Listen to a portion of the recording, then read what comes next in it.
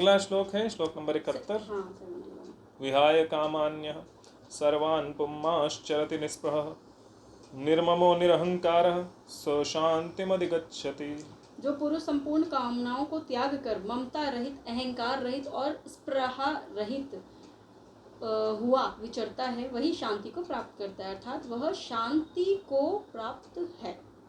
वही बात है, ये सारी चीजें उसी ममता रहित, किसी से ज्यादा लगाव नहीं, अहंकार रहित, फर्क नहीं अपने पड़ता, होने का ज्यादा अहंकार exactly, नहीं, अपने हाँ, अगर आपने इंद्रियों को कंट्रोल कर रखा है उसका हाँ, भी अहंकार नहीं, बिल्कुल, आपको अपने होने का अहंकार नहीं, आपके हाँ, पास क्या है इसका भी अहंकार नहीं, आपके हाँ, पास ज्ञान है इसका भी अहंकार नहीं, किसी भी चीज का कोई अहंकार नहीं, मैं हूँ इस बात का मेरा कोई वो नहीं, मुझसे कनेक्टेड कुछ भी मैं मतलब मेरा के बारे में सोचना ही नहीं, एग्जैक्टली। there is और nothing like स्पृहा that। रहित, दूसरों से द्वेष, ये सब चीजें नहीं रखता है वो, है ना। स्पृहा, हम्म, हाँ मतलब वही है काइंड ऑफ किसी से अटैचमेंट होना है, एग्जैक्ट, डिटैचमेंट होना है, ऐसा कुछ। दोनों ही, अटैचमेंट दोनों मेनली अटैचमेंट होता है, बट अटैचमेंट डिटैचमेंट दोनों ही उसके अंदर आ जाता है। एग्जैक्टली। तो जो जिसके भी दिमाग में ये सारी चीजें नहीं घूमती हैं, वही परम शांति को प्राप्त होता है। और सिंपल सी बात है, लिटरली अगर आपका ये सब, आपको अगर ज्ञान है ना, और ये ऐसा वाला जो आदमी होता है उसी को वहाँ पे समुद्र कहा गया है पिछले श्लोक में। हाँ, बिल्कुल। वही ऐसा समुद्र है जिसमें सारे भोग आते हैं, हाँ, लेकिन वो उसको हिला नहीं पाते, वो हाँ, आके उसी में जाके भस्म हो जाते हैं। हाँ, और वो शांत और हो जाते हैं उसमें। हाँ, वो खुद भी क्योंकि शांत हो लहरें जाते जब हैं, बाहर से आती हैं तो बहुत स्पीड वो उसको में दबा देती है ना। एग्जैक्टली, जो नदी की लहरें आ रही हैं उसको समुद्र की लहरें दबा के कहते हैं तो शांत नीचे करेक्ट। जाओ। तो उसको फिर तो जो भोग की लहरें उसके अंदर जा रही हैं, इस शांति को प्राप्त पुरुष के अंदर, हाँ, उस शांति के अंदर का जो ज्ञान है, जो ज्ञान शांति की जो लहरें हैं, actually, वो आके उसको उसको आच्छादित कर देती हैं और उनको उसको दबा शांत देती हैं कर कि शांत हो देती जाओ, ठीक है तुम आ गए मेरे अंदर, बात खत्म, Exactly. अब तुम मेरे अंदर उछल कूद मत तो करो। ये हो सकता है कि ज्ञानी पुरुष भी कभी कभी विचलित हो जाए चीज़ों से, खाने भोग की बात नहीं कर रही, विचलित हो जाए, लेकिन जब वो बैठ के एकदम से फिर अपना ज्ञान ऊपर लेके आएगा तो उसको पता चलेगा कि इसका कोई मतलब है नहीं, वो शांत ऑटोमेटिकली हो जाएगा, उसको करना नहीं पड़ेगा। हाँ, करना नहीं पड़ेगा, लेकिन यहाँ पे ये नहीं है कि वो विचलित हुआ, विचलित वो वाला नहीं मैं बता रहा हूँ ना। हाँ, क्या है कि भोग तो सबको करने ही है, हाँ, इस दुनिया में हो शरीर है, भोग तो करने हाँ, पड़ेंगे, लेकिन क्या होता है कि भोग आपने भोगा, अब भोगने के बाद वो आपके दिमाग पर असर नहीं डाल रहा, आपकी लाइफस्टाइल पर असर नहीं डाल रहा, आपको अहंकारी नहीं बना रहा, आपको बहुत ज़्यादा लालची नहीं बना रहा, आपको किसी चीज़ के पीछे, उस भोग के पीछे भागने वाला नहीं बना रहा। आपने भोग किया, खाना खाया, पेट भर गया, बात खत्म। अब उसके बारे में आप ये बात नहीं बार बार करोगे, आज छोले भटूरे यार, आज फिर चाहिए, आज फिर चाहिए, हो गया, बात खत्म। आपको उससे फर्क नहीं पड़ता, वो भोग आया आपके अंदर, विचलित होने का मतलब क्या, भोग आपके अंदर घुसा और आपका दिमाग खराब कर दिया, आप बार बस उस भोग के से बाहर नहीं निकल पा रहे हो।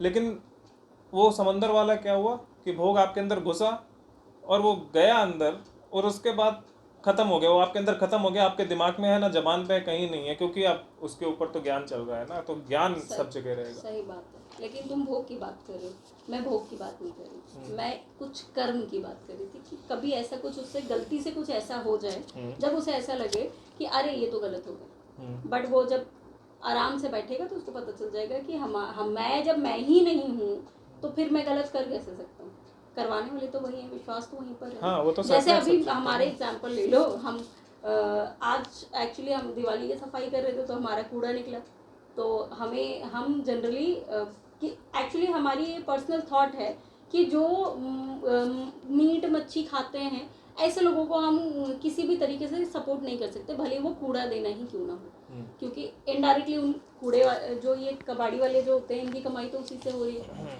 तो और वो मोस्टली नॉन वेजिटेरियन होते हैं, आई होप समझ गए होंगे सब लोग। तो हमने अब दे दिया, लेकिन मेरे दिमाग में वही चल रहा था कि अब ये बेचेगा, उससे जो 500-600 रुपये एक्स्ट्रा कमाएगा वो, उसके बाद वो किसी को शाम को मीट मच्छी लेके आएगा और फिर वो खाएगा।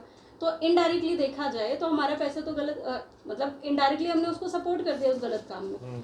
लेकिन फिर थोड़ी देर बाद, जैसे जब मैंने ये सोचा तो उसके बाद थोड़ी देर बाद ये समझ आया कि जब हम धर्म के लिए सोच रहे हैं ना, तो भगवान हमारे धर्म की रक्षा खुद करेंगे, वो उसको उस चीज़ का बेनिफिट देंगे ही नहीं, वो पैसा कहीं और ही चला जाएगा बट उसको नहीं मिलेगा, ये हमें ऐसा लगता है। अब वो क्या करेंगे क्या नहीं होगा वो, बट इस चीज़ ने हमें शांत किया, होगा नहीं होगा वो उनको पता। हाँ, लेकिन ये वाला जो एग्जांपल है ये इसके लिए नहीं है, ये किसी और उसके लिए है जिसके बारे में हम शायद पहले भी पढ़ा होगा और आगे भी पढ़ेंगे, बट ये वाला जो है सिर्फ भोग के बारे में है।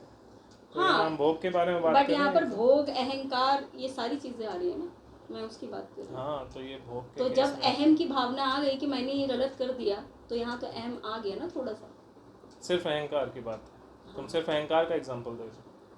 हाँ, इनमें से एक का ही एग्जांपल, सारी हाँ। चीजें इंक्लूड नहीं है। तुमने भोग का बताया, हाँ। मैं अहंकार का बता रही हूँ कि एक सेकंड के लिए अगर अहमत्व की भावना आ गई आपके अंदर कि मैंने ये गलत कर दिया, क्योंकि ये जो इस हर चीज से अलग है, उसमें ये चीज भी नहीं आएगी ना कि अरे मैंने ये कर दिया।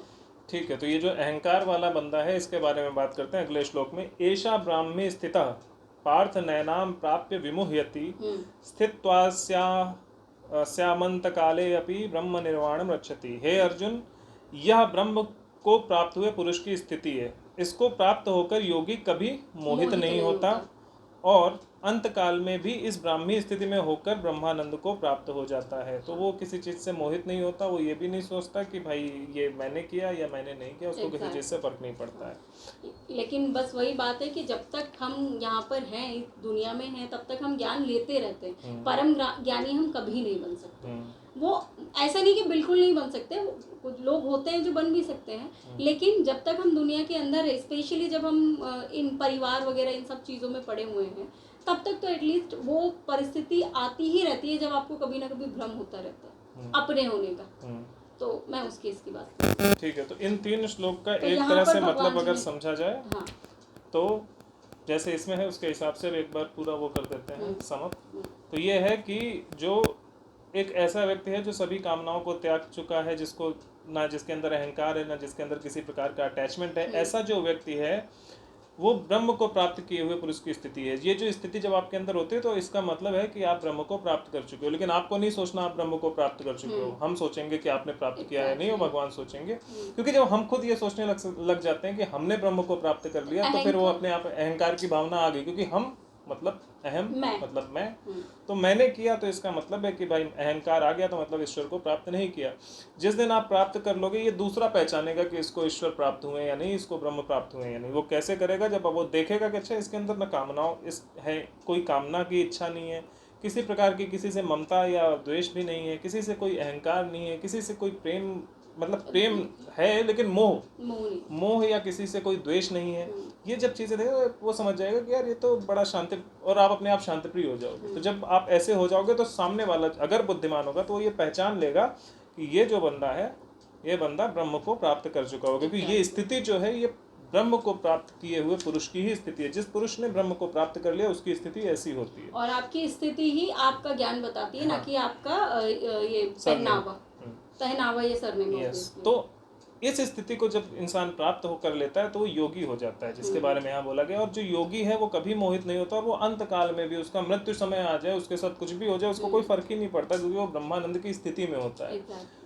अब जब जीवन का समय, उस समय उसके साथ कैसा होता है, वो 70वें श्लोक में उसके बारे में बताया गया। उसके पूरा ये यहाँ बताएगा, इस व्यक्ति के साथ 70वें श्लोक में बताया गया कि क्या होता है जीवित स्थिति में।